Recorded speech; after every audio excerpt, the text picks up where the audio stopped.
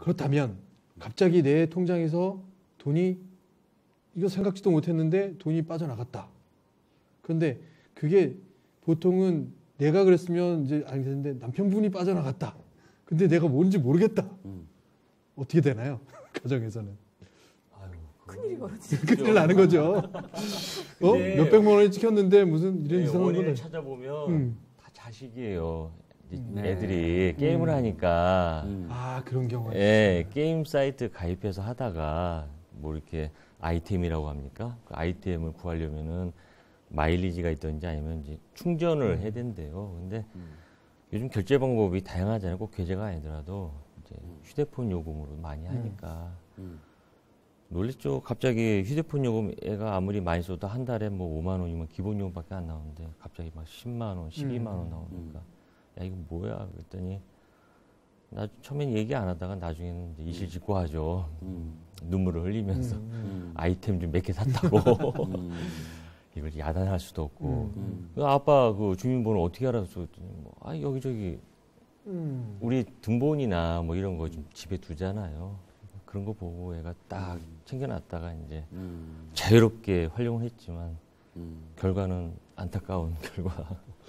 그러나 매우 똑똑한 아드님을 한편으로서는 안심도 좀 되시는 거 아니에요? 제 자식이 게임을 즐기는 그 기간이 있더라고요. 사춘기 때. 그때는 참 장난이었어요.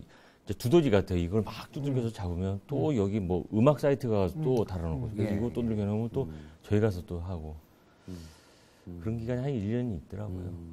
경험 있으세요 혹시? 자제분들? 옛날에는 경험이 있었죠. 이제 다 컸으니까 뭐 자기들이 알아서 사는데 옛날에 이제 그 부모 동의가 있어야지만 이제 사용되어질 수 있는 그런 게임 사이트들 있잖아요. 근데 돈이 상당히 많이 나갔던 걸로 기억나요. 지금 액수가 정확하게 생각은 안 납니다. 뭐 100단인지 10단인지는. 근데 그렇게 나간 적이 있어서 그걸 이제 그 사이트를 찾아가지고 전화를 했는데 그게 참 복잡하더라고요, 뒤가. 그래서는 그걸 끝까지 찾아가서 얘기를 했는데 동의를 받았다 자기네는. 그러면 녹취나 뭔가 있어야 되는 거 아니냐 했더니 그걸 계속 제시를 못 하더라고요. 그러더니 결국은 환불해 주는 걸로 해서 받아낸 적은 있습니다. 거의 한 달 걸렸어요. 한 달쯤 걸렸던 걸로 기억나요. 엄청난 고난 끝에. 근데 그 받으신 금액에 비해서 수고가 너무 크신 거 아닌가요? 이제 수고는 컸는데 이제 조금 반대 저희가 생겼어요. 애가 이게 얼마나 힘든 건지라는 거를 이제 엄마 아빠가 계속적으로 거기랑 트라이하면서 받아내는 걸 보고 그 뭐 좀 교육적인 얘기가 됐죠 거꾸로. 근데 좀 심하더라고요 그건. 정말 내 통장에서 돈이 빠져나갔다라고 하는 경우를 정말 한 번도 없으세요? 근데 엄밀히 말씀드리면 모르시고 넘어갈 수도 있거든요. 정말. 근데 소액이라면. 그게 그러니까 만 원 단위 뭐 이런 거는 우리가 신경을 쓰지만 사실 뭐 100원 단위, 10원 단위, 심지어 원 단위로 이렇게 내려가면 모르는 경우도 있으시거든요. 얼마 전에 정말 있었어요. 그 원 단위 걸 몇백만 명 걸 빼가서 그렇게 이제 뭐 어마어마한 돈을 이렇게 뭐 가져갔다라는 말이 있는데 사실 뭐 저기 100원 밑에 있는 90원 뭐 이런 것만 빼가도 그게 어마어마한 돈이잖아요. 요즘에 그런 경우는 있어요. 정말 큰 돈은 아닌데 아이들이 아이폰을 이제 쓰면 아이폰을 그건 해외에서 결제가 되죠. 저기 앱을 하나 사도 그렇고. 근데 그게 중복 결제가 됐어요. 두 번. 네. 근데 참 항의하기도 큰 돈은 아닌데 애들은 또 안 그러죠. 그러니까 항의를 했는데 그 절차가 말씀처럼 굉장히 복잡하더라고요. 그렇고 또 이제 조금 다른 얘기인데 자동차 보험 같은 거 중간에 왜 가족 한 사람이 더 운전하게 되면 또 잠깐 뭐 하루 이틀 변경하는 게 있어요. 그러면 전화하면 어떻게 결제할 거냐. 그러면 통장 결제 하시겠냐고. 그럼 통장 결제는 어떻게 해요? 그러니까 빼간대요. 그냥. 그래서 그러시라고 했어요. 편하잖아요. 그러니까 편한 것과 위험한 것 아까 말씀하셨던 경계에 있는 것 같아요. 그래서 그렇게 하시라고 했더니 금방 결제돼서 딸랑 왔더라고요. 그래서 근데 그게 편리하기도 하지만 무서워요. 네. 물론 뭐 그런데야 뭐 함부로 결제를 해가지는 않겠지만 요즘처럼 막 그 정보가 막 돌아다니는 세상인데 편리하면서도 무섭더라고요. 특히 뭐 그 직원이 또 나쁜 마음을 먹으면 그럴 수도 있겠죠. 예, 자기 네. 금액만 바꾸고 동의는 다 받았잖아요. 네, 네. 그렇게 하면 또 그럴 수도 있겠네요. 네. 예. 그러니까 결제 편해지는 게 무서울 때가 많아요. 겁이 톡톡 날 때가. 통신요금 쪽에서는 아까 잠깐 말씀을 두 분이 하셨는데 정말 그 통신요금 나오는 총액의 그 이 항목들을 아주 꼼꼼하게 챙겨보세요. 예. 꼼꼼하게 얼마 나왔나, 뭐가 어떤 게 그렇게 남자분들은 어떠세요? 저는 봅니다. 예전에 과거에 그런 추억이 있기 때문에. 예, 저도 최근에 이제 그 음악 사이트에서 아이들 그 노래 이제 다운로드 한다고 한 달 자유권 뭐 이거 있잖아요. 그걸 구입을 했는데 몇 개월간 빠졌더라고요. 예, 그게. 그게 예. 제가 아까 그 말씀을 드릴까 하다 말았는데 옛날에 그 인터넷 한참 붐 일어날 때도 네. 그렇고 그 무료 체험을 애들이 해요. 네. 그러면 애들은 무심하니까 놔두잖아요. 네. 그러면 하루만 지나가도 덜컥 결제가 되는데 그건 절대로 함부로 안 해주더라고요. 예. 예, 그런 게 물론 그 음악 사이트도 요새 그것도 그렇고요. 예. 그러니까 그래서 그 후로는 무료 체험을 제가 못하게 했어요. 그거 하다가 너 기억 못하고 그냥 넘어가지 않니 했는데 지금도 그런 경우가 많아요. 네. 저는 이제 3개월 정도 그렇게 이용을 안 했는데도 한 달 이용권을 분명히 끊었는데 네. 그게 한 달 이용권을 매달 이용하는 거더라고요. 네, 자동으로 넘어가요. 자동으로 넘어가니까. 다시 신청 안 해도. 그래서 이제 통신사, 저는 이제 그 음악 사이트에 전화 안 하고 통신사에 전화를 해서 난 그런 적 없다. 그리고 이거는 분명히 이 소비자보호원에 내가 고발할 거다. 그러니까 돌려주더라고요. 통신사에서. 그래요? 왜냐하면 통신사에서 힘이 있으니까 그 음악 사이트하고 우리하고 하면 말이 안 되거든요. 네, 그러니까 네. 통신사에 이야기를 해서 통신사에서 거꾸로 이제 이쪽에 너네 반환해라 이렇게 해서 이제 돌아온 그런 케이스인데 바로 돌아오지는 않고 그 다음 달 통신 요금에서 빼주더라고요. 네. 그러니까 뭐 그런 상당히 해피한. 예. 아니 그러니까 그거 이제 못 제가 네, 해피한 경우인데 이런 걸 한번 생각해 보자는 거죠. 이제 이 피해가 발생했어요. 그러면 이제 어떻게 이걸 복구를 할 것인가? 그렇죠. 예, 그 부분에 대해서 뭐 내 경험이 있다거나 아니면 이제 뭐 바라는 사항, 뭐 정부는 어떻게 해야 되고, 뭐 기업들은 또 어떻게 해야 되고, 개인은 또 뭐 어떻게 해야 될지, 뭐 사회적으로 뭐 우리가 어떤 뭐 그게 있어야 될지, 뭐 그런 걸 한번 지금부터 말씀을 한번 해보시죠. 지금 이제 개인정보가 유출이 됐어요. 그래서 뭔가 우리가 피해를 봤어요. 그러면 이제 거기에 대한 보상, 복구는 뭐 어떤 식으로 해야 될까요? 거꾸로 좀 질문을 드리면요. 네. 돈이 사라졌어요. 네. 제가 어디다가 물어봐야 돼요? 그러니까요. 예. 네, 이거를 내가 네. 어떻게 뭐 하소연을 한다든가 아니면 좀 네. 다시 돌려받아야 되잖아요. 네. 어디다가 물어봐야 돼요? 우문현답이세요, 정말. 예. 저희가 정말 엄밀한 질문 드렸고요. 예. 어디다 해야 그러니까 되죠? 어디다 해야 되는지 아세요? 그런 금융 피해가 발생했다. 서울시청? 서울시청, 뭐 일단 요즘에 어디부터 가시겠어요? 다산콜, 경찰서. 경찰서. 그 다음에. 또 일단 은행에 항의를 좀 하겠죠. 우리가 그렇죠. 거래하는 은행. 네. 그렇게 되어 은행에 있는데. 가서 이게 어떻게 된 일이냐, 뭐 그렇게 물으신다. 또 제가 어디서 얼핏 듣기는 네. 어딘지는 모르겠는데 어디다 바로 신고를 하면 보상을 네. 받을 수 있다고. 예. 근데 어딘지는 생각이 안 나네요. 예, 어딘지 생각 안 예. 나는 기관. 예. 네. 저가 겪은 거는 일단 은행 가겠죠. 네. 은행 가야 되고 예. 그다음에 이제 수신지가 어딘지를 알려줄 거예요. 예. 근데 수신지가 어디냐라고 물어보면 답변을 해줄 수가 없어요. 예. 그걸 알려면은 경찰서를 가서 조서를 닦아야 돼요. 사건 경위서를 예. 닦고 그 다음에 가서 이제 절차를 다시 은행에서 밟아야 되는데 예. 그게 정말 뭐 해외로 빠져나오거나 이러면은 그건 뭐 돌려받는 게 거의 예. 불가능하다고 불가. 불가능하다고 봐야겠죠. 그러니까 그게 지금 이제 질문을 정말 잘하셨는데 어디에다 물어봐야 되냐라고 하는 거에 대해서 사실 우리가 확실하게 잘 몰라요, 그죠? 예. 그래서 이제 그런 부분에 이제 이 우리 젊은 2030 쪽에서는 정부에서 그걸 좀 해줘야 되지 않느냐. 그래서 구청, 동사무소 뭐 이런 쪽에 그런 거에 피해 접수를 할 수 있고 어떻게 해결할 수 있는가라고 하는 그런 창구가 있었으면 좋겠다. 뭐 그런 이야기들도 뭐 했어요. 그래서 정말 그 시급하게 그런 그 금융 피해라고 하는 것들이 지금 이제 여러분들은 다행히 경험을 안 하셨지만 정말 우리 주변의 친구들만 봐도 이렇게 정말 많잖아요. 그러니까 뭐 여러분들도 항상 그 위험에 노출되어 있는 그런 상황이고, 그러니까 그렇게 했을 때 우리가 좀 생각해 볼 수 있는 뭐 어떤 보호 시스템 아니면 뭐 뭔가 보상 시스템 뭐 이런 게 있어야 되지 않을까요? 일단 좀 작은 거일 수도 예. 있는데요. 뭐 예. 국가까지 아까 얘기를 하셔가지고 예. 뭐 거기까지는 못 가도 일단 우리 스매싱이라고 그러나요? 예, 이렇게 스매싱. 문자 메시지 예. 받았는데 거기에 이제 URL 걸려서 딱 누르면 돈 빠져나가는 거 아까 뭐 예, 예. 17만 원 나간다 뭐 이런 얘기도 있는데 독도권으로요. 네. 이런 거는 근본적으로 통신사나 이런 쪽에서 아예 예. 눌려서 나갔어도 만약에 항의가 들어오면은 돌려줄 수 있게끔 그거를 하는 업자들 있잖아요. 네. 왜 우리가 그건 많이 하잖아요. 뭐 프로이어 토끼 제가 이렇게 문자 ARS, 누르면은 예, 뭐 예. 1,000원 나가고 뭐 이러잖아요. 네. 좋다 이거죠. 근데 그런 식으로 시스템이 돼 있는 거니까 이게 17만 원이 나가든 20만 원이 나가든 막지를 못하는 모양이에요. 네, 맞습니다. 예, 그런 시스템으로 돼 있으니까. 그러니까 잘못해서 내가 그 문자 메시지를 보고 딱 누르면은 나가버린단 말이에요, 바로. 네. 그러니까 그렇게 나갔을 때 내가 항의를 하면은 네. 다 돌릴 수 있게끔 그거를 하는 사람들한테 아예 네. 예, 무슨 제도적인 장치가 좀 있었으면 좋겠다라는 거죠. 보증금이 네. 받고 예. 뭐, 예, 뭐 그런 것처럼요. 예. 매출이 얼마를 보증금으로 적립하고 그렇다고 그러면은 영세업자 뭐 자그만 사람들이 그걸 사기치기 위해서 막 하기도 좀 힘들 수도 있고 보증금 좋네요. 예.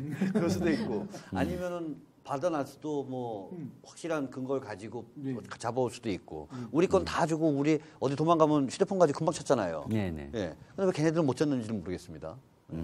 그러니까 이제 그런 제도가 좀 예, 있었으면. 아까도 이제 그 우리 스팸 문자 뭐 이런 것들을 뭐 이야기했는데 그 스팸 문자를 우리가 관리하는 것 자체가 뭐 여러분들은 어떠세요? 스팸 문자를 관리를 하세요? 그 스팸 등록하고 뭐 그런 것들 그냥 내비두시는 그냥 내버두세요. 맞구나. 안드로이드하고 아이폰하고 달라요. 예, 아까 말씀드렸던 그 이제 밤에 오는 그 뭐죠? 그 예, 문자들. 저 도박 문자 같은 경우에는 저 열심히 해요. 예. 이제 계속 하는데 계속 다른 번호로 와요. 스팸 등록을 등록을 해도 하는데도, 예. 네. 계속 그래도 와요. 등록은 하시는군요. 네. 예, 어떠세요? 저도 좀 유사한 예. 상황인데요. 예. 어쨌든 등록을 하면 또 번호가 바뀌고 특히 이제 이 070 번호가 네, 애매하더라고요. 어떤 데는 그 회사에서 이제 그 전화비를 네. 좀 절감하려고 070 번호를 많이 써요. 네. 근데 제가 알기로는 060하고 070이 시스템이 다른 걸로 알고 있는데 네, 070으로도 또 그런 광고가 오거든요. 네, 근데 뒷번호만 바뀌면서 계속 날라오더라고요. 근데 네. 스팸 걸어놔도 예. 결국 계속 받는 건 뭐. 그러니까 그걸 우리가 뭐 저기 원천적으로 어떻게 막는 어떤 제도적인 것도 있어야 되고 기업에서 좀 뭐 책임을 져야 되는 부분도 있어야 되고 지금 뭐 사실 다들 그냥 개인이 손해를 봐야 되는 수밖에 없는 상황이잖아요. 예, 근데 뭐 이게 한두 명이 피해를 보는 게 아니고 뭐 정말 수십만 명 뭐 이런 단위로 이제 피해를 보니까 뭔가 이제 제도적인 장치라고 하는 게 필요한 거죠.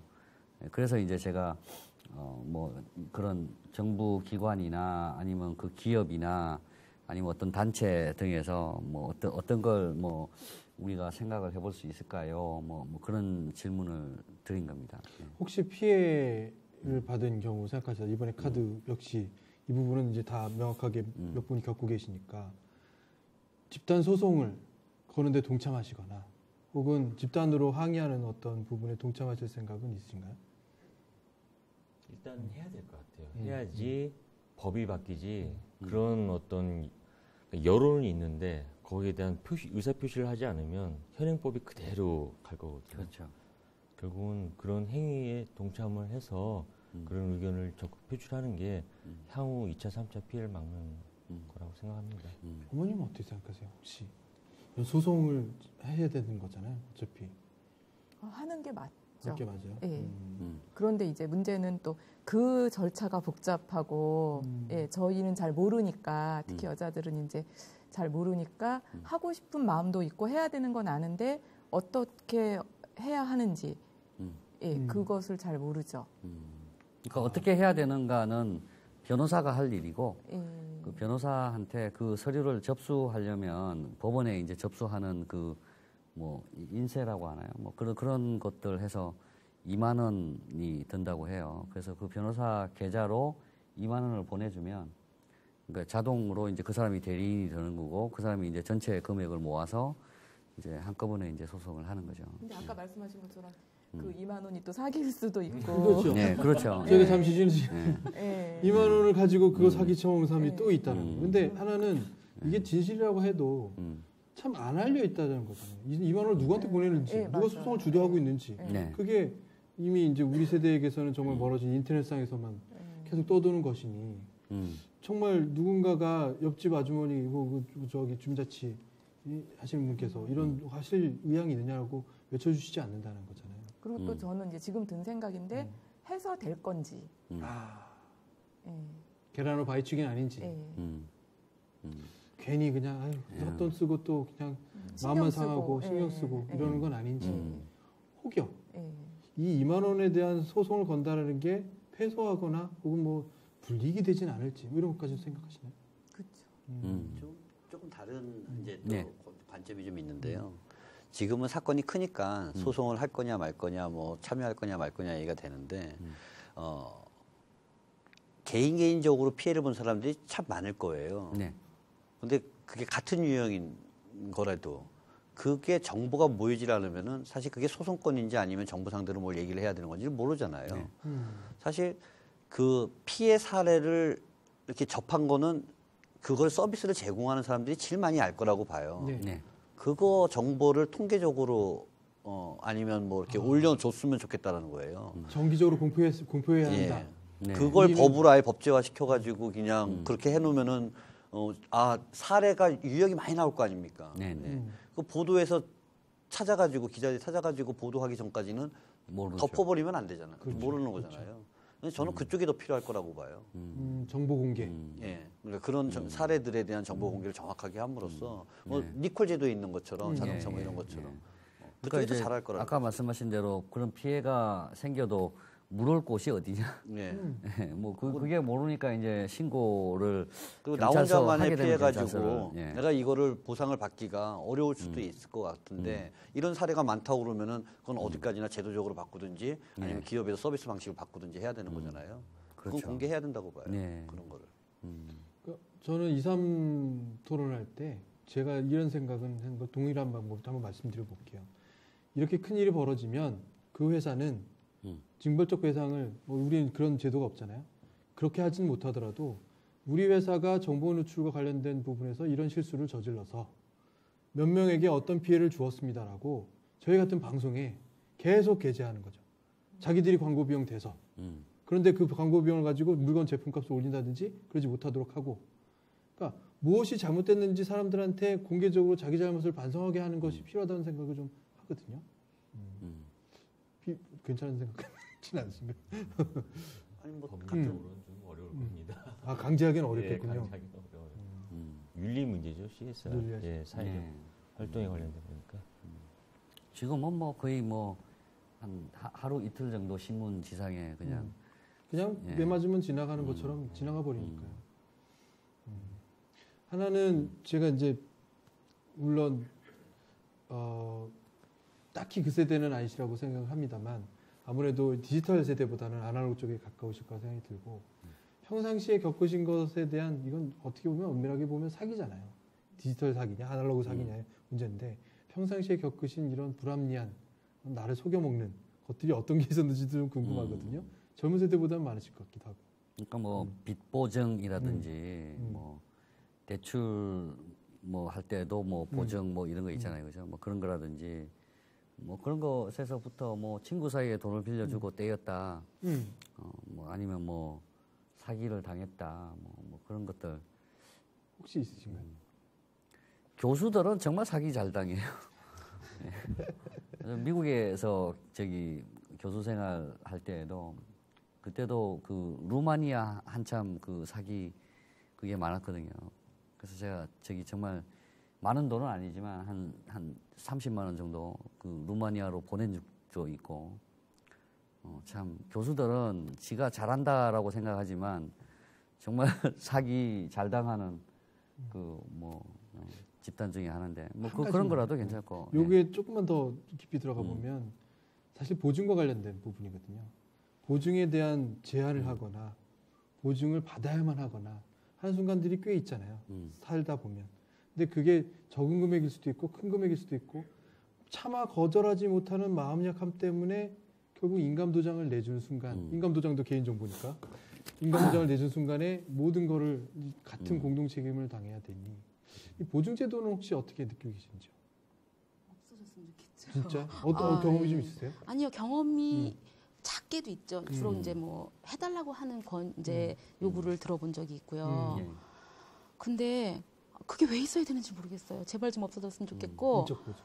예, 그리고 이제 최근에는 뭐가 있냐면 보증까지는 아니에요. 그런데 친한 남편 친구가 나 인감증명 하나만 떼어줘 이러면 철렁하죠. 저는 철렁하죠. 근데 남자들은 인감 무슨 보증 써달라는 것도 아니고 근데 인감증명이 저희도 사실 다 알지 못하죠. 근데 함부로 떼어줄 수 있는 건 아니잖아요. 근데 떼어주는 사람도 너무 쉽게 인감증명 하나만 떼어줘 하고요. 그걸 도대체 어디다 쓰려고 하는지도 모르고 근데 남편들은 떼어준다고요. 그러면 지옥 같죠. 어찌해야 할지를 모르겠고 남자들 하는 일에 또 쫓아나서서 이러고 저러고 할 수는 없는 문제잖아요. 그러니까 그거 되게 무섭고 싫더라고요. 거꾸로 내가 정말 이게 필요한데 인감을 다른 사람의 보증을 쓰라고 받아오라고 하는 경우도 있을 거 아니겠어요? 당해보신 적 있으세요? 아마도 사업하시면서 한두 번 있지 않으실까? 그런 적은 없으시고요. 주변에 혹시 그런 이야기를 뭐 들어보셨거나 그런 적은 없어요? 빌비지한 얘기라 너무. 옛날에는 예를 들어 이제 아직 저희는 취직할 나이의 아이들은 아니니까 근데 취직할 때 많이 필요하죠. 또 다른 분이 자기 자녀 취직하는데 필요하니까 좀 해줄 수 있냐 했는데 난처하죠. 근데 아직은 이제 아이들이 그 정도까지는 안 컸는데 그럴 일이 생길까봐 걱정이에요. 안 하고 살고 싶어요. 그건 정말. 자제분이 취직할 때 회사에서 요구하는 경우나 혹은 무슨 비슷한 것을 요구당하는 경우가 있겠군요. 안 해줄 수도 없네요, 정말. 한 사람의 인생이 앞에 딱 갈려 있는데 돈이라면 그냥 내 돈 좀 빌려주고 말지 했지만 사실 저희들 한 뭐 20살 고 무렵에는 많았죠. 거의 대부분이 정말 그렇죠. 별 대단하지 않은 곳에 취직하려고 해도 꼭 그걸 요구했어요. 나중에 이제 보험이 생기고 이러면서 조금 나아졌지만요. 근데 그러니까 옛날에 사고가 많았죠. 부모님들 세대에서는 많이 곤란한 일 많이 겪고 그랬죠. 혹여 이렇게 여쭤볼게요. 죄송한 말씀이에요. 남편분이 모르게 보증을 쓰시거나 하셨다 그러면 이건 그냥 가정이죠. 그냥 가정이에요. 네. 그런 일이 벌어지면 큰일 날 것인데 그러지 않길 믿어야죠. 그러니까 사회생활하다 보면 그런 상황이 처해질 거라는 것은 이해하세요? 공감하세요? 남자들은 아까 말씀하신 것처럼 아주 그런 것들을 좀 쉽게 이렇게 생각하는 부분들이 있잖아요. 그러니까 모르겠어요. 저희 남편이 어디다 보증을 쓰고 만약에 떼어서 저한테 얘기 안 하면 모르죠. 또 제가 모르는 걸 갖고 있을 수도 있고. 근데 이제 그냥 안 그러길 믿고 사는 수밖에 없는 거죠. 그리고 남자분들은 그런 거 있잖아요. 그런 요구를 아주 쉽게 하고 거절당하면 그게 뭐 너하고 나하고 우정의 척도를 가늠한다든지 안 그러면은 또 좀 쫀쫀하다고 그러나요? 그렇죠. 예, 뭐 집에서 잡혀서 꼼짝 못 한다든지 이런 아주 듣고 싶지 않은 소리를 듣는 경우도 있잖아요. 그러니까 거절하기도 난처할 거라는 건 알죠. 실제로는 이 인감도장을 도용하거나 이것도 개인정보잖아요. 그러니까 그걸 아예 위조하거나 물론 불법이죠. 완전 불법이고 이걸 통해서 피해를 보는 무슨 뭐 사체가 갑자기 날라든다든지. 근데 대체로 그게 완벽하게 연관이 없진 않아요. 내가 누구에게 무슨 어떤 것에 대한 아까 말씀하신 인감증명서를 주었다든지 이랬을 때 발생한 사건들이긴 하잖아요. 그러니까 젊은 세대가 겪지 못하는 어른들만의 고민이잖아요. 정말. 저는 빚보증 선 일이 있는데 그래서 정말 뭐 지나갔지만 다 제가 정말 힘들게 한 2년 정도 고생해서 갚았고 그런 것도 있고 경험 좀 있으실 것 같은데 의외로 참 그런 거는 없으시네요. 저가 이제 당한 건 아니고 친한 언니가 이제 꽤 오래됐죠. 한 10년쯤 전에 여기 이제 그 아파트를 분양받아 갖고 한 2년밖에 못 사셨대요. 그런데 남편분이 동생한테 보증을 쓴 게 잘못돼 갖고 그 아파트를 날렸어요. 네. 그래서 지금 10년이 됐는데 지금도 전세 살고 계세요. 네. 저희 나라가 또 집 한 번 사는 게 굉장히 힘들잖아요. 그렇죠. 예. 예. 그래서 이제 형제분들끼리는 이제 뭐 서로 이해가 되고 이제 피를 나눈 분들이니까. 근데 이제 저 아는 언니는 그 시동생을 지금도 미워하고 있더라고요. 네, 그렇죠. 예. 이거 정말 어떻게 생각해 보면 전 종이 한 장 차이라고 생각하거든요. 인감도장과 우리 주민등록번호를 알려주는 행위가 매번 그러고 있는데 그냥 이거는 너무나 쉽게 알려주고 인감도장은 그래 물론 더 큰 피해를 발생시킬 수 있는 아주 법적 근거가 있는 서류이긴 하지만 너무 쉽게 알려주는 것에 인감도장만큼 우리 주민등록번호가 보호돼야 되는 것 아니냐. 그런데 반면에 그거를 또 그렇게 보호하려고 하면 매우 불편해질 거다. 아이러니죠.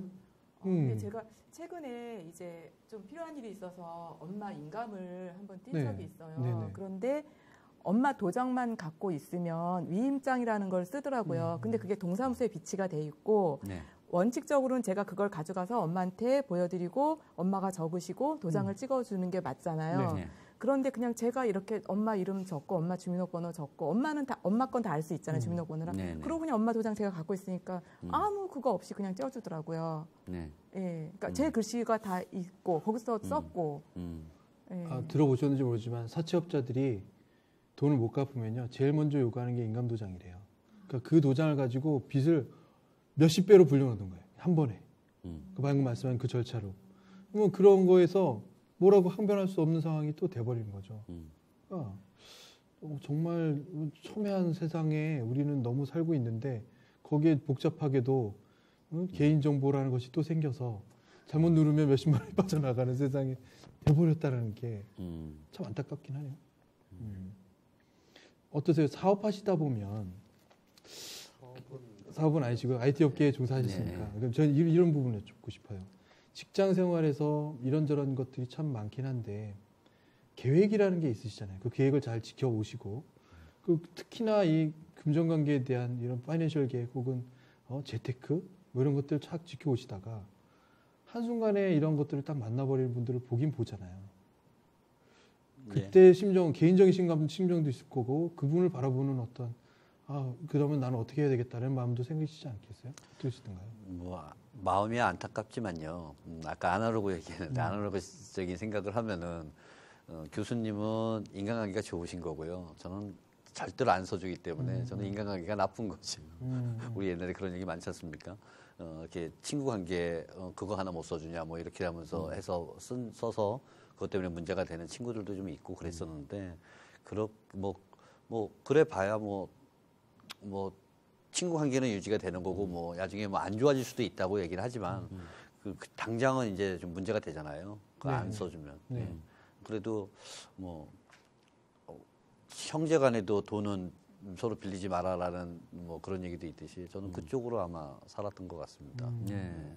그게 인간관계는 절대 아니고. 아니 아날로그적 생각으로 얘기를 한 겁니다. 그러니까 요구하는 자체가 사실은 그 상대방을 시험에 들게 하기 때문에 저는 요구하는 친구가 잘못됐다고 생각해요.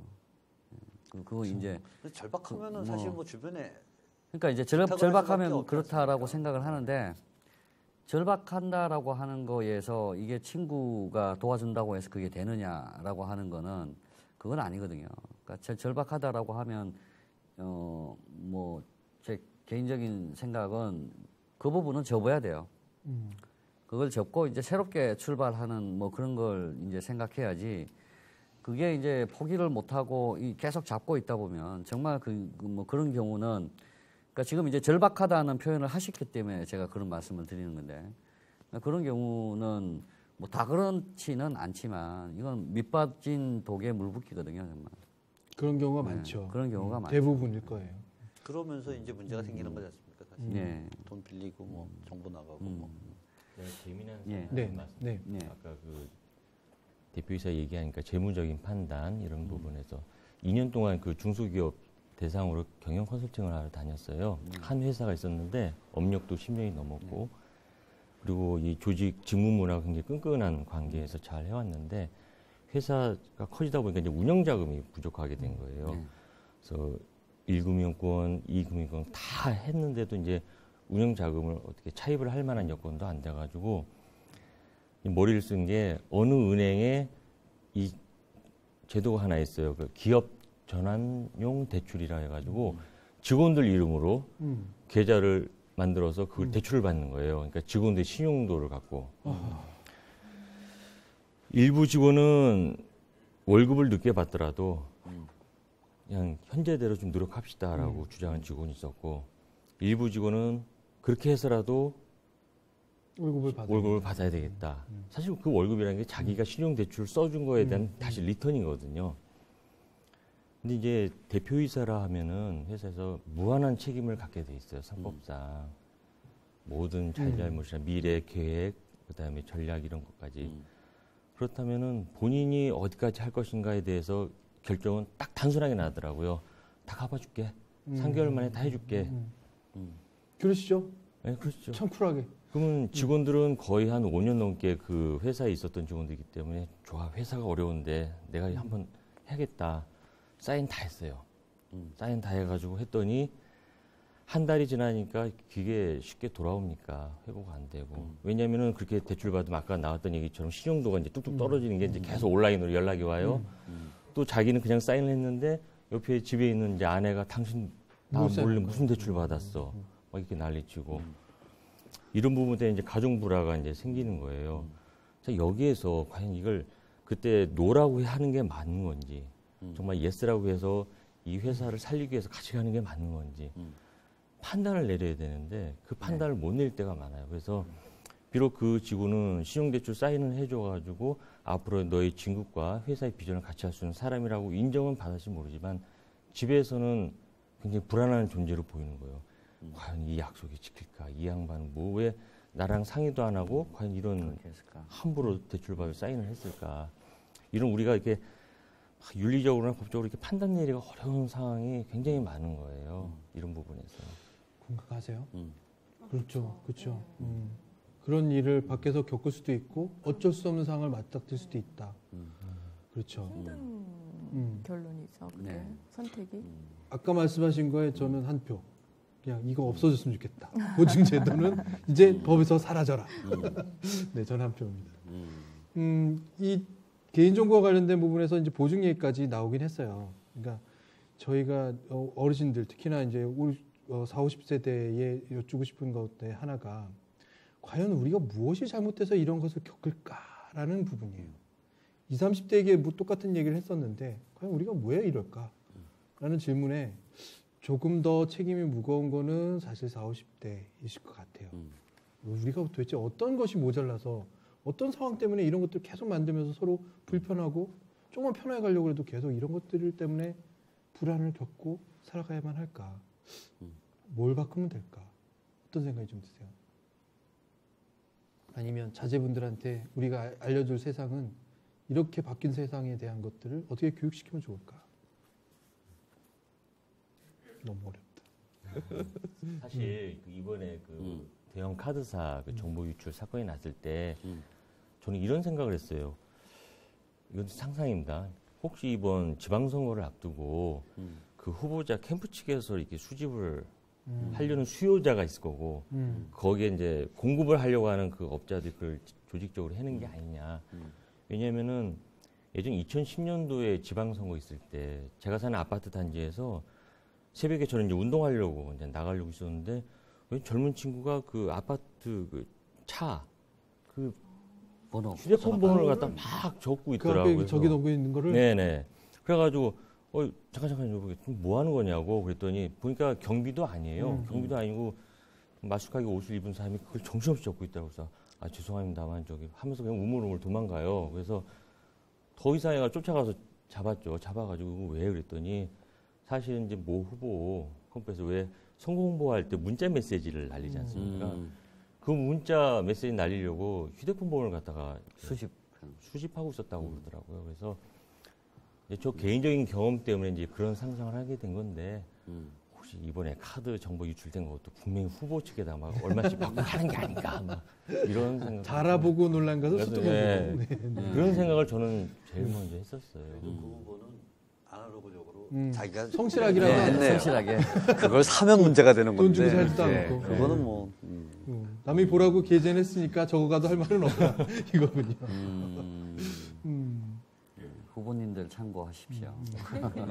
어떠세요? 자, 이 우리 아이들에게 참 왜 이런 결과가 왔을까 먼저 생각해 본다면 뭐가 우리를 이렇게 자꾸 만들까요?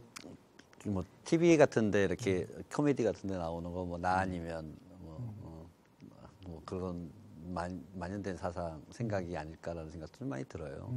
지금 많이 그런 생각들은 많이 없어지고는 있는 것 같은데 점점점 이제 뭐 데이터가 원체 이렇게 이제 많이 흘러다니고 있으니까 이제는 본인이 조심하지 않으면은 이 흘러다니고 있는 이 추세 이거는 막을 수는 없을 것 같아요.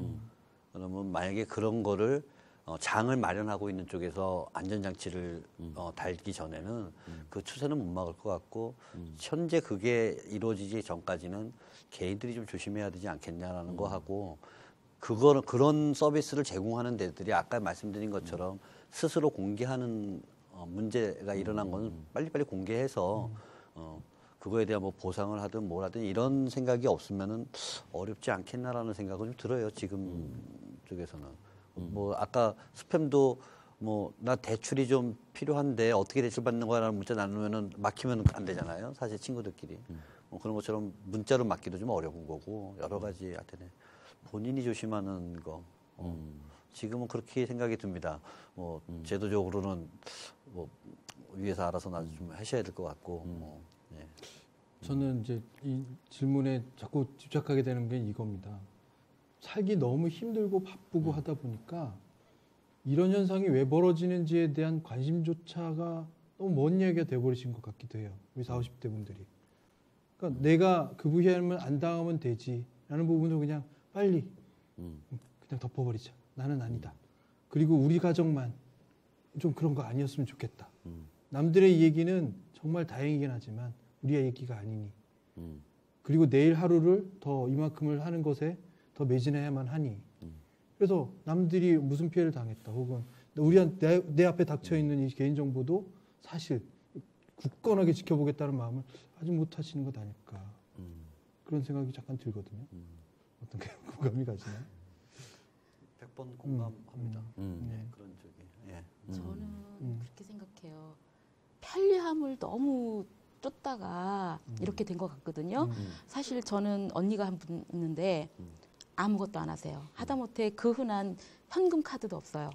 은행에 가요. 직접 가요. 네, 그 은행에 가서 정말 그야말로 아날로그적으로 다 해요.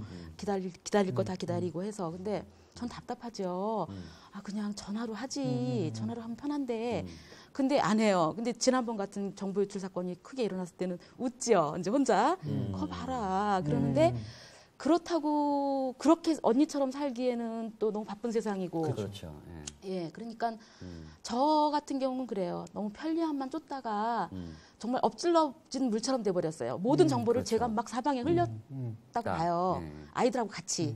그렇죠. 예, 그러니까 그런데 좀 무식한 소리지만 주민등록 번호의 그렇게 중요성을 사실은 잘 몰랐어요.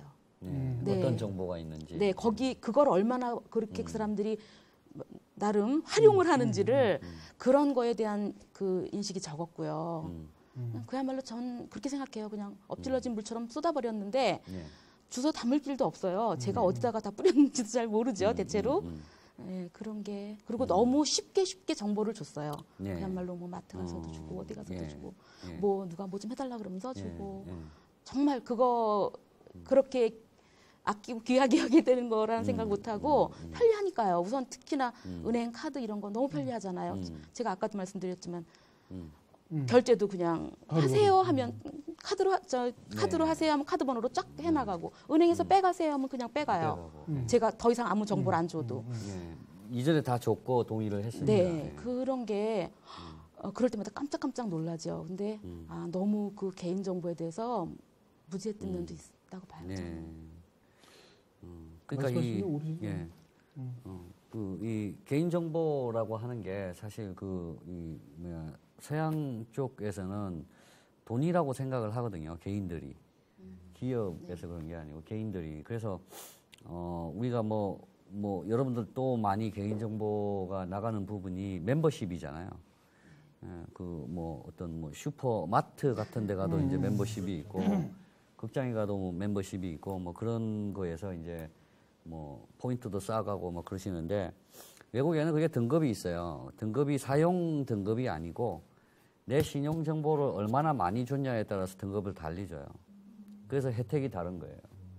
그러니까 예를 들어서 그냥 내 이름하고 주소만 주면 그거 그냥 실버 해서 10% 할인. 거기다가 내 전화번호, 이메일 이런 게 들어가면 골드 이래서 더 30% 할인. 그러니까 뭔가 정보라고 하는 거에 대해서 내가 더 많이 제공해 주면 기업도 더 많은 혜택을 줘야 된다라고 하는 그런 이제 분위기가 만들어져 있는 거죠. 근데 이제 우리는 그런 게 없는 것 같아요. 진짜 예. 말씀하신 것처럼 예. 그런 경우라면 저희가 갑이 그렇죠. 되는 거잖아요. 그들이 예. 무리고. 근데 그럼요. 저희는 예. 카드 만들 때 보면 그들이 갑이잖아요. 예. 제가 안 쓰면 안 예. 해주고 예. 나는 그게 없으면 불편하고. 예. 그러니까 이제 그런 게 분위기가 이제 바뀌어야 된다라고 하는 거고, 제가 그걸 바꿀 수 있는 것, 그러니까 요즘 사실 기업이 갑이었다가 소비자가 갑이 되는 분위기잖아요. 근데 이제 그런 게 안 되는 곳 중에 하나가 금융이라는 거죠. 예. 그러니까 이제 제조업은 사실 정말 많이 바뀌었잖아요. 우리가 툭하면 리콜도 시키고 그런 리콜을 시키는 게 아니죠. 정부 쪽에서 리콜이라고 하는 거에 대한 이 규제가 있잖아요. 예. 근데 이제 금융 쪽은 그런 게 없다는 거죠. 그러니까 이제 그게 좀 이 가벌 관계라고 하는 게 좀 바뀌어 나가기 위해서 우리 고객들이 이제 할 부분도 있고, 그 다음에 이제 정부가 할 부분도 있다라고 이제 아까 생각을 해서 그런 질문들을 계속 드린 겁니다.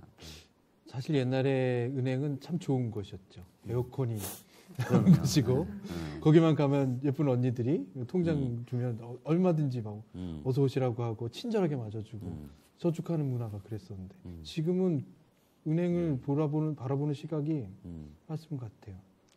저거는 내가 갑이야 을이야? 내 돈을 갖다 줬는데도 내 돈이 아니야? 이거죠.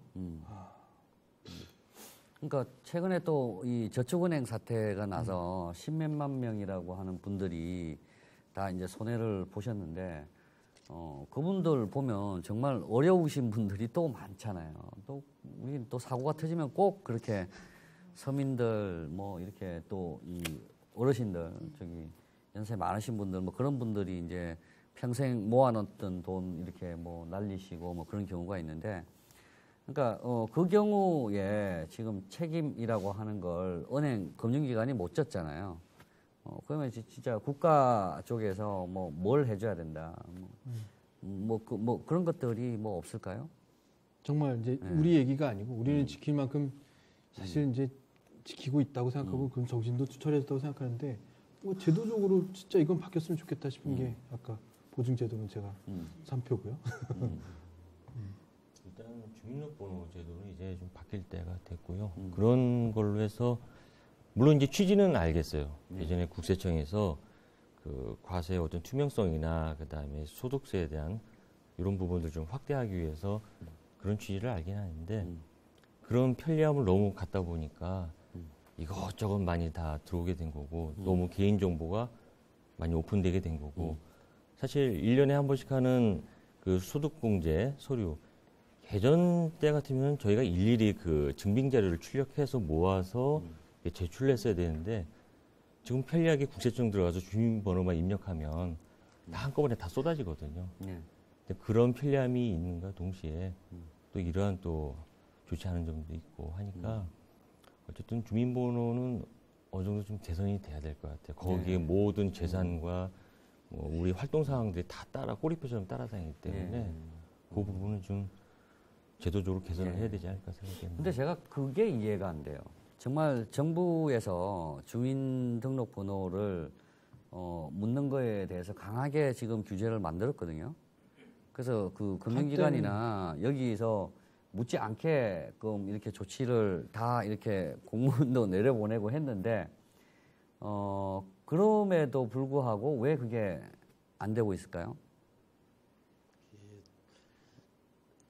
이렇게 그 순서가 있었던 것 같습니다. 근래 공공기관이 먼저 그 다음에 금융기관이나 기업들 그 순서대로 내려온 것 같고 금감원에서 이제 정보보호법을 내려놓는 것도 상당히 진통을 좀 겪었던 걸로 알고 있는데, 그러니까 이제 내용은 정부 쪽에서 내용은 이렇게 개인 정보 보호를 해라 니네가라고 이제 기업이나 이런 쪽에다 얘기를 하면은 그게 이제 법으로 완전히 된 건 아닌 상태에서 그게 기술적으로 지금 가능한 내용이냐, IT적인 기술적으로 그게 가능한 내용이냐, 이제 그것 때문에 상당히 고민을 많이 했었던 걸로 알고 있어요. 기간도 길어졌고.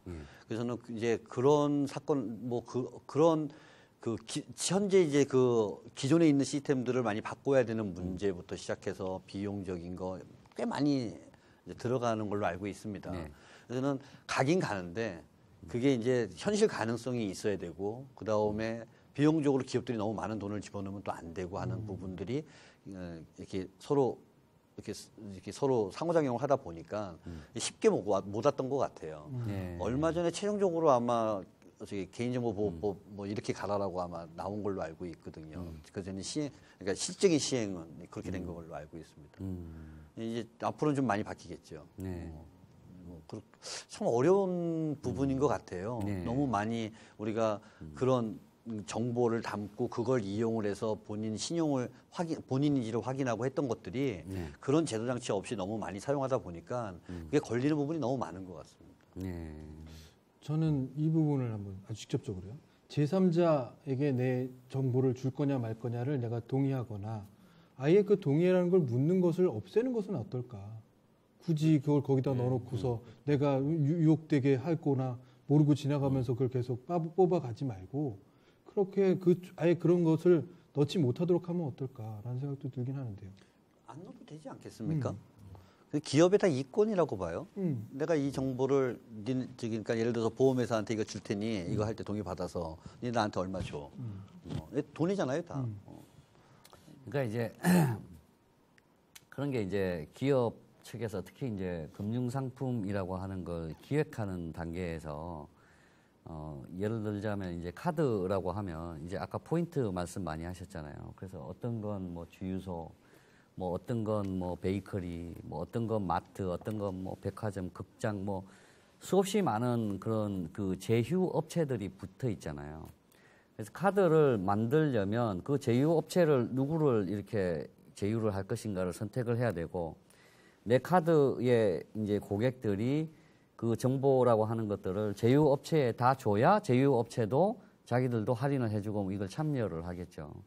그러니까 이 상품 기획이라고 하는 단계에서부터 이제 그런 일들이 벌어지게 되는 거죠. 그래서 그걸 안 한다라고 하면 정말 카드에 아까 진행이 안 되는 게 상품 자체가 그런 제휴라고 하는 걸로 돼 있기 때문에 그래서 좀 상품 기획이라고 하는 거를 할 때부터 좀 이 금융기관들이 좀 고객에게 좀 도움이 되도록 뭐 그렇게 한다고 뭐 그렇게 한 건데 오히려 그게 이제 역풍을 계속 맞는 거죠. 하나만 더 아까 그 차에 전화번호 적어갔다고 하셨지만 집에 우편물이 계속 꽂혀 있으면요. 그럼요. 그 우편물을 그냥 가져간다는 사람도 있잖아요. 그걸 통해서 열어보고 카드 뭐 이거 다 열어보고 한다는 사람들도 있는데 우편물 관리는 혹시 어떻게 하세요? 우편물은 특별하게 뭐 관리하는 건 없고 그런 건 있죠. 뽑는 사람들이 우편함에 쑥 집어넣으면은 있는지 없는지 모를까봐 꼭 걸쳐놔요. 그런 걸 볼 때 나름 이렇게 배려한 건 알겠는데 어이구 싶을 때가 있죠. 굳이 저렇게 안 보이게 놔둬야 해도 다 찾아갈 텐데 근데 꼭 그렇게 걸쳐놔요. 이제 우편물이 있으니까 빼가라는 표시인 것 같은데 그럴 땐 좀 언짢죠. 또 뭐 우편물하고 관련해서 신경을 쓰세요? 근데 저는 그런 거가 있거든요. 그러니까 저는 아직 집이 없어서 전세를 이렇게 사는데 이렇게 왔다 갔다 인사를 많이 하잖아요. 그러면 이 우편물을 이렇게 분명히 바꿔줘야 되잖아요. 주소를. 이거 어렵죠. 주소를 바꿔줘야 되는데 문제가 그거예요. 우리가 어디에서 우편을 받고 있는지 아시지를 못하잖아요. 그러니까 몇 개 카드 뭐 이런 것들 아까 카드도 마찬가지. 안 쓰고 있는 것들도 분명히 고지서는 어디로 가거든요. 그렇죠. 예. 그래서 이제 그런 부분이 이제 문제가 되는 거죠. 그래서 이제 저도 보면 저 전에 살으셨던 분이 뭐 차량에 관한 거 하고 뭐 이 카드에 관한 것들이 계속 오더라고요. 근데 그걸 우리 게 아니기 때문에 거기 옆에다가 이렇게 두는 곳이 있어서 두죠. 그죠? 이게 그 다음에 어디로 가는지 모르는 거죠. 그럼 그건 정말 뭐 신용카드 번호부터 시작해서 휴대폰 번호도 그렇고 뭐 별의별 정보가 정말 다 있잖아요. 그런 관리가 좀 필요한 것 같아요. 조금 더 심각한 것도 있어요. 네. 이제 주소지가 통장이 바뀌거나 왜 주거래 은행이 바뀌거나 이렇게 됐을 경우에 그게 주부들은 어지간하면 챙겨요. 특히 전업주부들은 많이 챙기는 편인데 아이들이 그걸 잘 안 챙기는 것 같아요. 전화번호가 바뀌었는데 계속 어떤 사람의 돈 쓴 그게 통보가 오는 거예요. 전화번호가 이제 새로 전화번호를 받았는데 먼저 전화 쓰던 다른 사람 경보가 계속 나한테 온다. 그러니까 그 사람이 전화번호가 바뀌었으면 빨리 자기한테로 그게 오도록 그 문자 메시지가 오도록 바꿨어야 되는데 그것들을 의외로 많이 안 해요. 제가 저도 그게 온 적이 있고 또 다른 분이 그게 계속 온다. 그래서 은행에 전화해서 나 이 번호는 그 사람 아니니까 보내지 말아라 한 적이 있대요. 그런데 그 사람이 어디에서 뭘 쓰든 어디 가서 정말 햄버거 하나를 먹어도 땅땅 이쪽으로 오니까. 근데 그거 의외로 많이들 생각을 못 하고 그렇게 하시는 거겠죠. 내한테 문자가 안 오니 온다면야 한번 생각해 보겠지만 오던 게 안 오는 게 안 오니. 근데 제가 아침에 20, 30대 있는 곳에 제가 있었다면 제가 그 얘기를 해주고 싶은 게 특히 젊은 사람들이 체크카드 어차피 그렇죠. 내 통장에서 있는 한돈에서 빠져나가서 그런지 그런 거에 많이 안 예민한 것 같아요. 내 돈이 그냥 나가는 정보가 누군가는 실시간으로 중계되는데 내가 어디에서 뭘 쓰든 참 그거는 오히려 교육하실 때 자제분 교육하실 때 훨씬 많이 전 그래서 주지하시고 해요. 강조하시는 부분이 되겠다. 근데 이거 한 번만 더요. 경품 이벤트 많이 하시죠? 전 잘 안 해요. 잘 안 하세요? 남성분들은 혹시 정보 넣는 것 때문에 어떠세요? 많이 하시죠? 저요? 음. 저 그거 몰랐을 때는 예를 들어서 대형 마트에서 그걸 주면 영수증마다 꼭 하나씩 붙여서 오죠. 근데 저는 그게 마트에서 하는 건 줄 알았어요. 처음에는 했었죠. 처음에는. 근데 어느 때인가 보니까 그것 때문에 전화가 오더라고요. 그래서 이게 자세히 읽어보니까 그야말로 제3자, 제3자, 제4자가 가져가는 거였더라고요. 그래서 그때부터 저는 그건 안 하는데 한때는요 TV 프로그램에서 경품으로 사는 남자, 여자 이러면서 홍보도 했어요. 네, 그랬어요. 마치 경품으로 사는 게 공짜 인생을 사는 듯이. 네. 근데 이게 결국은 세상에 공짜는 없는 거예요. 그렇죠, 맞아요. 아이고. 그러니까 그거 외에 혹여라도 내가 이것 때문이 아닐까라고 의심가는 대목은 있으세요? 이런 것들 해서 내 정보가 새는 거, 뭐 원천이 그런 금융이나 뭐 이런 거 말고.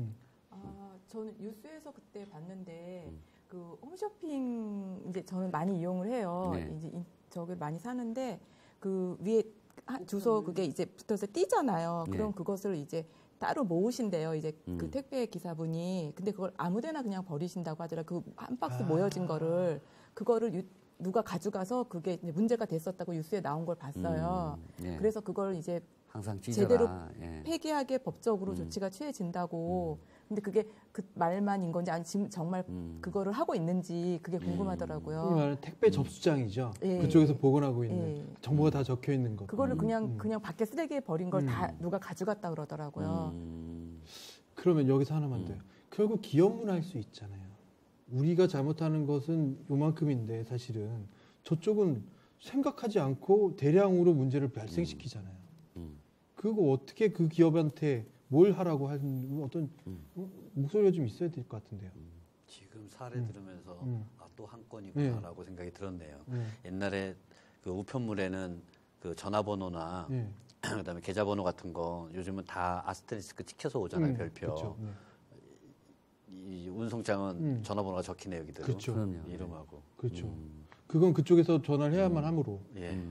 아주 당당한 서류죠. 근데 그거를 우리도 조심해야 돼요. 택배 박스 그냥 버리시잖아요. 아니 뭐 뜯어서 버립니다. 예, 뜯어서 그리고 버리는데 지금 지금 그 얘기가 아니고 그 사람이 뜯어가는 부분을 그러니까 뜯어가는 자기가 부분. 모았다가 그냥 그렇죠. 버린다는 거잖아요. 아. 그러니까 이제 아까 뭐 다른 것들은 이렇게 점으로 된다고 그러셨잖아요. 번호가 뭐 카드 번호가 안 만나고 되게 근데 그것도 조심하셔야 되는 게요.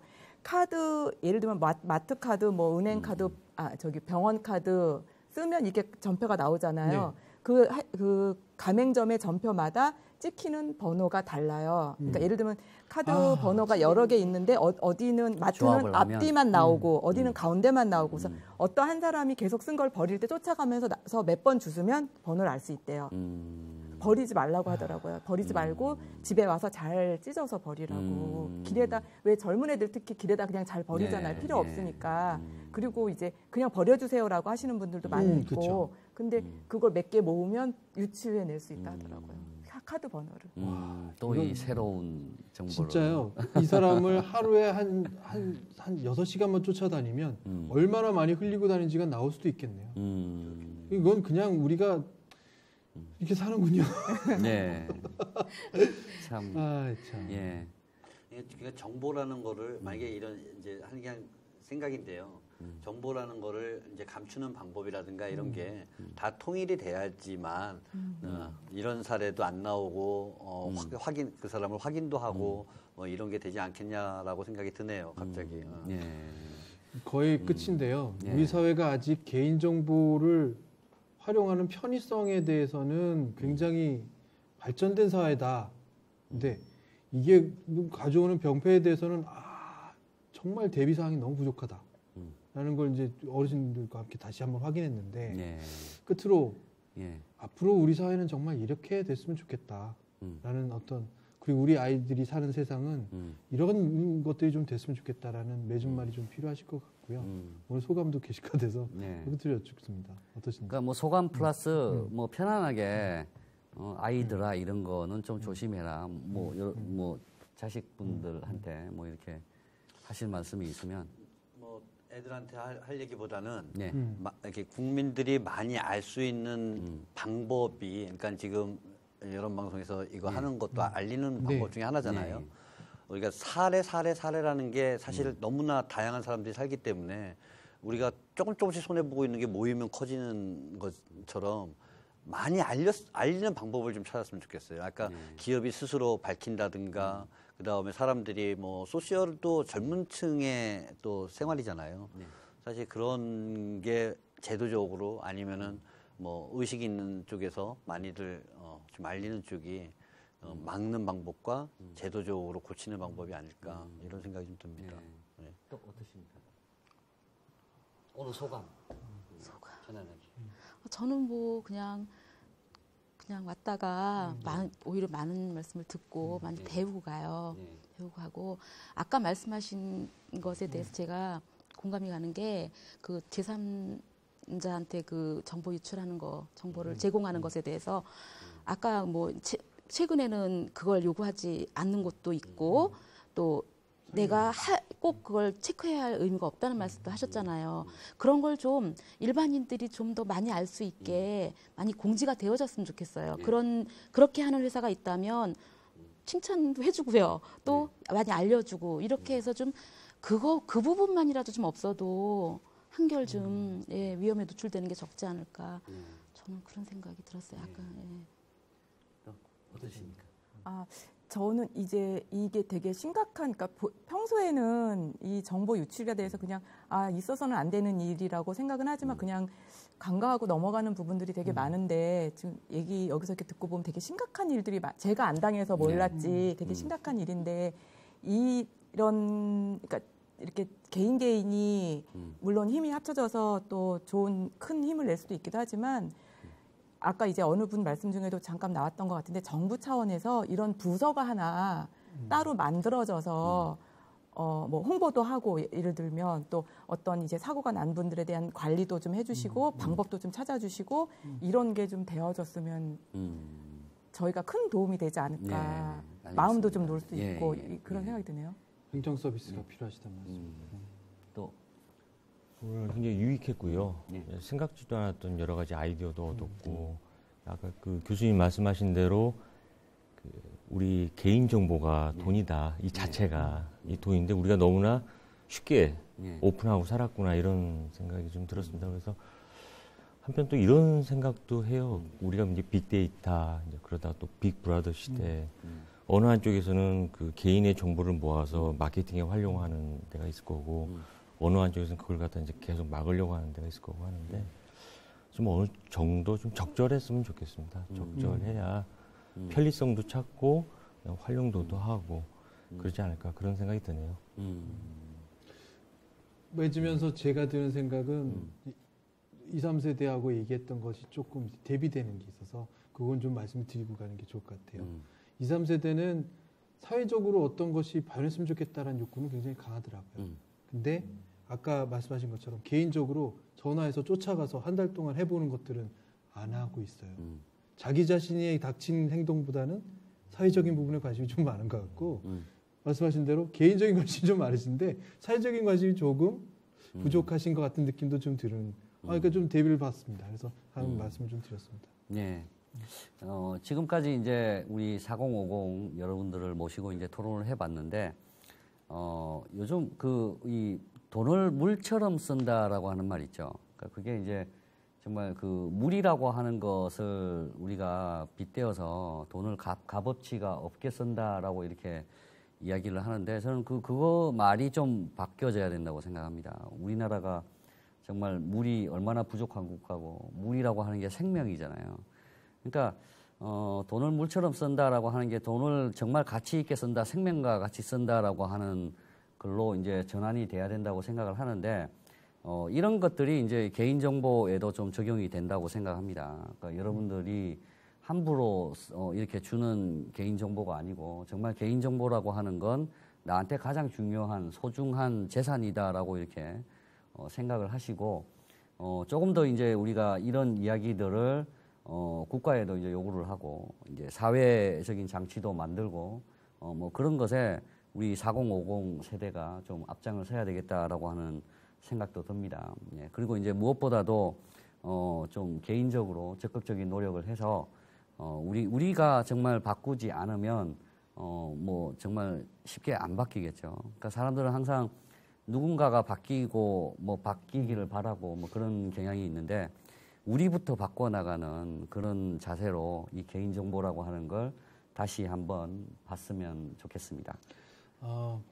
프로그램 소개 잠깐 드리자면 저희가 전에 했던 2, 3세대는 과연 무엇을 말했는지 한번 방송 나가는 기간 동안 한번 지켜보시면 저 친구들은 저렇게 생각하는구나 라고 한번 알아보실 수 있을 것 같고요. 네. 저희는 이 자료를 가지고 이 말씀들을 가지고 조석준 선생님과 함께 여론 일기라는 프로그램을 앞으로 진행할 겁니다. 그 안에서 정말로 세대 간의 격차는 어떻고 이런 것들을 다시 한번 견줘보는 프로그램 한번 만들 테니까요. 그것도 한번 시청해 가시면 좋겠다는 말씀 드립니다. 네. 시청해주신 여러분 정말 감사드리고요. 참여해주신 분들도 너무 감사드립니다. 다음 토론 주제 때 다시 한번 만나 뵙겠습니다. 수고하셨습니다. 감사합니다. 고맙습니다. 네. 예. 고생하셨습니다.